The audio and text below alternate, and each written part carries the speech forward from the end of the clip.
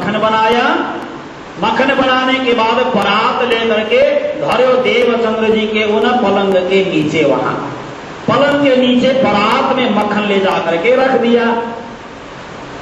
बाद में गंगा जी भाई लोग जाकर के देखते हैं, गंगा जी और साथ सबने लकी परात कहां कहां। गंगा जी भाई और कई लोगों ने देखा एक परात पलंग के नीचे पड़ा है, उसमें मक्खन भरा है, एक परात और कहीं रखा है, कहीं दही रखा हुआ है। तो सोचने लगे, बात तो सुनाई थी लेकिन माखन तो था नहीं उस समय, बात तो बताई गई थी लेकिन दही तो यहाँ पे उपलब्ध नहीं था। लेकिन ये दही भी है, माखन भी है, एक ऐसी लीला है। तो करते करते कुछ बातें और चल पड़ी। भात भीति में छिटका लगे, साक्षात विलासित धरी। अब जिस जगह पे दही मंथन किया है, पात्र तो वहां नजर नहीं आता है, लेकिन पूरे दीवार में छाछ लस्सी लगी हुई है।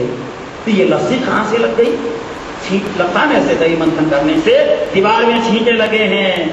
इस प्रकार के तरह तरह की लीला होते होते 63 सुंदर साथ की जागनी हो गई। बोले श्री प्राणनाथ प्यारे के 63 सुंदर साथ की जागनी हो गई और सब एक एक बात का पता चलने लगा।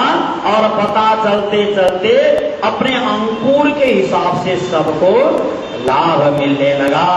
तो इसी के साथ अभी के प्रसंग को तो मैं विराम देना चाहूंगा।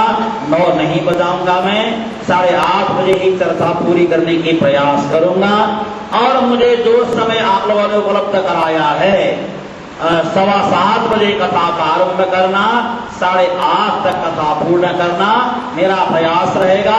7:30 बजे कथा प्रारंभ कर दूं और 8:30 बजे चर्चा पूरी करूं, यही मेरा प्रयास रहेगा। कुछ अच्छी अच्छी बातें जो ब्रजभूषण जी ने यहाँ लिखी है, वो सारे प्रसंग में सुनाने का आप सभी को प्रयास करूंगा। और बड़ी अच्छी बात है, बड़ी खुशी की बात है, आप सब लोग ब्रजभूषण जी की वितक को बड़े प्यार से और बड़े ध्यान से श्रवण कर रहे हैं।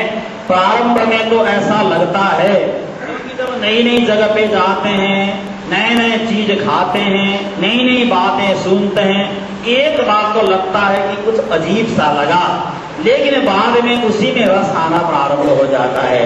पहले तो आपको रस आया नहीं होगा, अब धीरे धीरे आपको भी रस आ रहा होगा। और मुझे तो बहुत रस आ रहा है। कल मैंने महाराज श्री सदानंद जी को बोला, मैं वृत्तांत मुक्तावली सुना रहा हूं, तो बोला कि बहुत कठिन है वो तो। एक बार मैंने देखा था, बहुत कठिन लगा।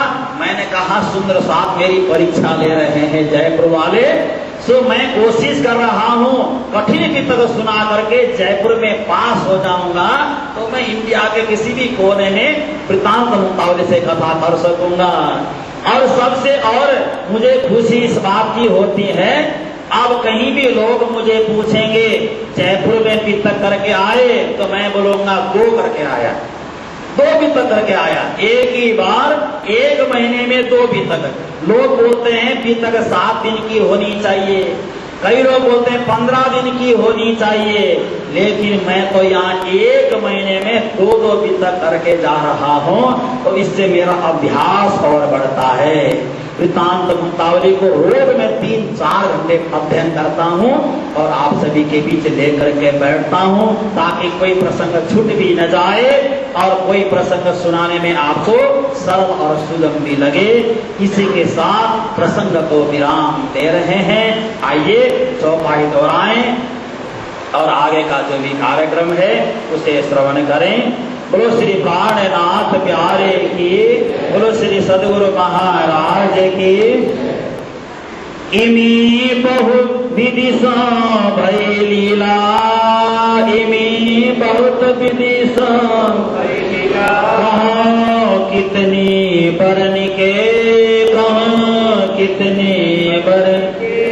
जुड़ो 63 सात सवती, हाँ जुड़ो 63 सात। समय गही रस शरण के, समय गही रस शरण के।